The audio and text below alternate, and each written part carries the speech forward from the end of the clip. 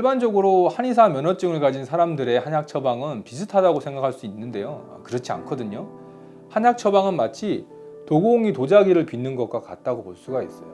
겉으로 보기에는 똑같은 도자기로 보일 수가 있겠지만은 도공이 얼마나 숙련된 기술과 경험을 가지고 있느냐에 따라서 도자기 질이 많이 달라지잖아요. 그것처럼 한약 처방도 한의사의 기술이라던가 연구 성과라던가 임상 경험에 따라서 효과 차이가 많이 큽니다. 안녕하세요.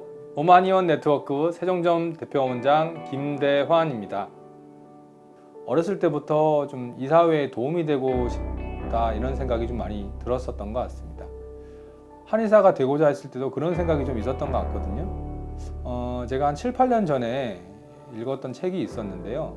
그 책 내용이 종합병원 내과 과장님이셨던 분이 위암에 걸리면서 자기 자신의 제자들에게 수술도 받고 치료받으면서 느꼈던 감정과 소외 같은 게 적혀 있었던 그런 책이 있었어요.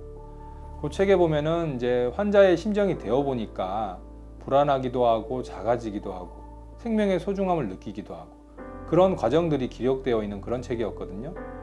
그러면서 마지막에는 그 과장님이 수술을 잘 마치게 되고 위암이 걸리다 보니까 종합병원을 퇴직을 하고 시골 의원에서 봉사진료를 하면서 어떤 느낌을 적어놨었는데요. 그게 태어났을 때는 의사로 태어나지 못했지만은 죽을 때는 의사로 죽고 싶다는 선배 의사들의 말이 무엇인지 이제 좀 알겠다. 그런 소감이 적혀 있었던 게 있었습니다. 그 책을 읽기 전 어느 시점부터도 그렇고 그 책을 읽고 나서도 그렇고요. 의료인으로서 사회에 도움이 좀 될 수 있는 그런 사람이 되고 싶다는 생각을 많이 하게 됐었던 것 같거든요. 아마 그게 제 인생 철학이라고 좀 하면 수 있을 것 같습니다. 네. 예, 한약 처방학이라고 할 수 있습니다. 일반적으로 한의사 면허증을 가진 사람들의 한약 처방은 비슷하다고 생각할 수 있는데요. 그렇지 않거든요. 한약 처방은 마치 도공이 도자기를 빚는 것과 같다고 볼 수가 있어요. 겉으로 보기에는 똑같은 도자기로 보일 수가 있겠지만은 도공이 얼마나 숙련된 기술과 경험을 가지고 있느냐에 따라서 도자기 질이 많이 달라지잖아요. 그것처럼 한약 처방도 한의사의 기술이라던가 연구 성과라던가 임상 경험에 따라서 효과 차이가 많이 큽니다. 예전에 과거 저는 그 한의대를 졸업을 하고 보건소에 근무하던 초보 한의사 시절에 원인을 알 수 없는 만성질환으로 정상적인 생활을 할 수가 없었던 경험이 있었거든요. 처음에는 제가 스스로 저를 치료를 해보려고 시도를 했는데 치료가 잘 되지가 않았었고요. 평소에 친분이 있었던 선배분들께도 치료를 부탁을 했지만은 치료에 실패를 하였습니다. 아무래도 그러다 보니까 두려운 마음에 양방종합병원에서 혈액검사, 방사선 검사, 종합검진을 모두 시행을 했는데 특별하게 이상 소견을 발견할 수가 없어서 고생을 많이 했었거든요. 그 시점에 대학원 같은 교실 선배님 분들 중에 한약 처방의 달인으로 알려진 선배분이 계셔서 그분께 연이 닿아가지고 치료를 의뢰를 드리게 되었거든요. 그래서 한약 복용 치료를 시작을 하게 되었는데요. 3개월 동안 복용 시점까지는 거의 차도가 없었습니다. 그래도 신뢰를 가지고 계속 복용을 하였는데 3개월쯤 됐을 때부터 갑자기 기침이 생기기 시작하더라고요.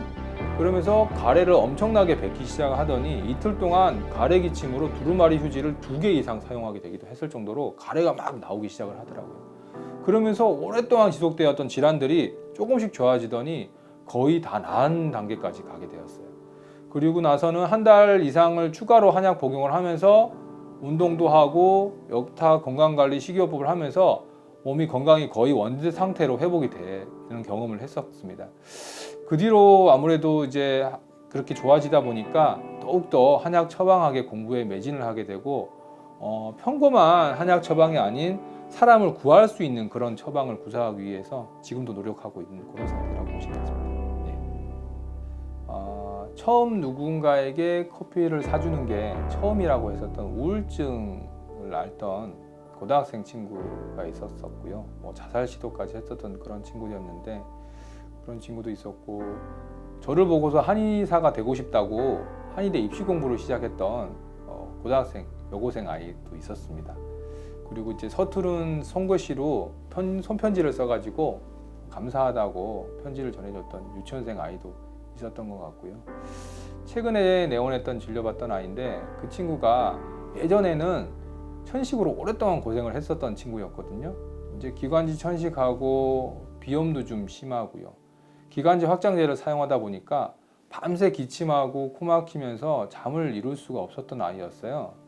부모님께서는 이제 이 아이를 치료하려고 지방 대학병원에다가 서울에 있는 병원에다가 몇 년간 여기저기 치료를 다녔었는데 병이 낫지가 않고 고생을 많이 했었죠.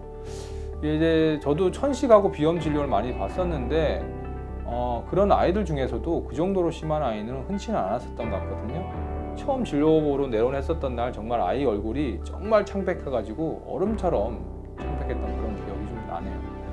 치료 초기에는 비염 천식뿐만 아니라 이게 기관지염이라다가 폐렴에다가 열감기까지 자주 동반되다 보니까 치료가 상당히 좀 쉽지가 않았었거든요.